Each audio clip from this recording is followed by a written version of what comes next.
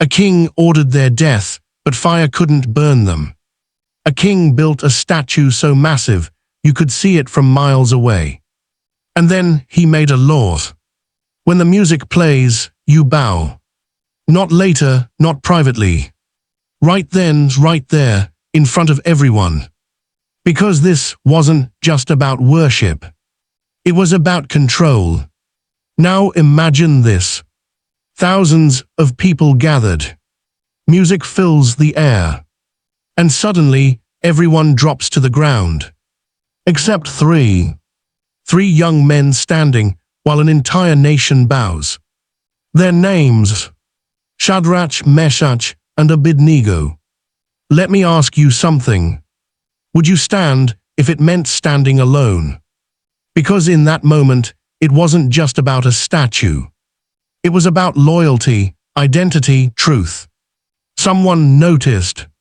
Of course they did. Because when you don't follow the crowd, you stand out. They were reported to the king, Nebuchadnezzar, and he was furious. But here's the interesting part. He didn't punish them immediately. He gave them another chance. Bow, he said, and everything will be fine. Think about that. All they had to do was bend a little. Just pretend, just blend in, just survive. No one would question it. But their answer, it changed everything. They said, "We don't need to defend ourselves before you. Our God can save us. But even if he does, we will not bow." Did you catch that? Even if he doesn't. That's not just faith. That's commitment. That's choosing truth, even when the outcome isn't guaranteed. So now the atmosphere shifts. This isn't pressure anymore. This is a death sentence. The king is enraged. The furnace is heated 7 times hotter than usual. So hot, the soldiers who carried them were burned alive. Let that sink in. The fire was real. The danger was real. The cost was real. And still they stood. Now pause for a second. What would you do if doing the right thing could cost you everything? They were thrown into the flames. No escape, no backup, no miracle yet. From the outside, it looked like the end. But then, something unexpected happened.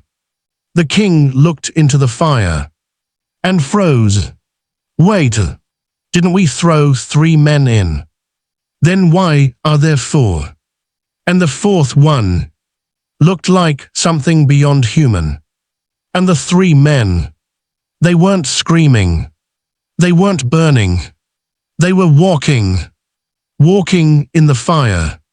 Free. No chains, no fear, no harm. Only presence. Let me ask you, what if the fire you're afraid of is the very place where God meets you? The king rushed forward, shouting for them to come out. And when they did, everyone saw it. Not a single hair burned. Not even the smell of smoke on them. Nothing touched them. Nothing. And in that moment, everything changed. The same king who demanded worship now honored their God. Not because of what they said, but because of what they stood through. Here's the truth most people miss. They didn't know they would survive. They didn't stand because they were sure of the outcome. They stood because they were sure of God. That's a different kind of faith. Not God will save me, but even if he doesn't, I still won't bow. And that's the question for you. What are you bowing to? Just to fit in? Fear, pressure, approval? Because the crowd will always bow to something. But not everyone is willing to stand.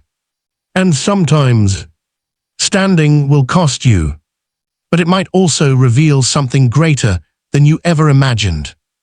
Because fire doesn't just destroy. Sometimes it reveals. So if you're in a moment where standing feels hard, where pressure is real, where compromise feels easier, remember this story. You are not alone in the fire. If this spoke to you, like, share and comment. I will stand. Because real faith, it doesn't bow. Amen.